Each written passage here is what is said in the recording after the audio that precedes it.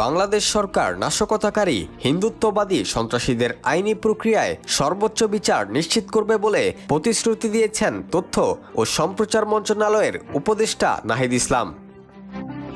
মঙ্গলবার নিজের verified Facebook পেজে নাহিদ ইসলাম লিখেন, অন্তর্বর্তীকালীন সরকার শুরু থেকেই সংখ্যালঘু সম্প্রদায়ের দাবি দেওয়া আন্তরিকভাবে বিবেচনা করেছে, কিন্তু চিন্ময় কৃষ্ণ দাস বিভিন্ন সভা সমাবেশে মিথ্যা ও উস্কানিমূলক বক্তব্য দিয়ে সাম্প্রদায়িক বিভাজন তৈরির চেষ্টা করে যাচ্ছিল।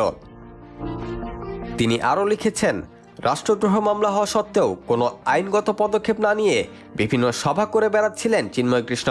মূলত এ ধরনের তৎপরতার মূল উদ্দেশ্য ছিল বিশ্ব মিডিয়ার দৃষ্টি আকর্ষণ করা এবং বাংলাদেশ ও জুলাই অভ্যুত্থানকে নেতিবাচক হিসেবে উপস্থাপন করা।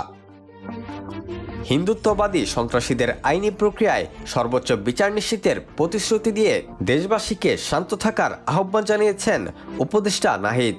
তিনি লিখেছেন, বাংলাদেশ সরকার নাশকতাকারী হিন্দুত্ববাদী সন্ত্রাসীদের আইনি প্রক্রিয়ায় সর্বোচ্চ বিচার নিশ্চিত করবে। সবাইকে ধৈর্য ধারণ ও শান্ত থাকার আহ্বান জানাচ্ছে। দ্রুতই সন্ত্রাসীদের গ্রেপ্তার করা হবে।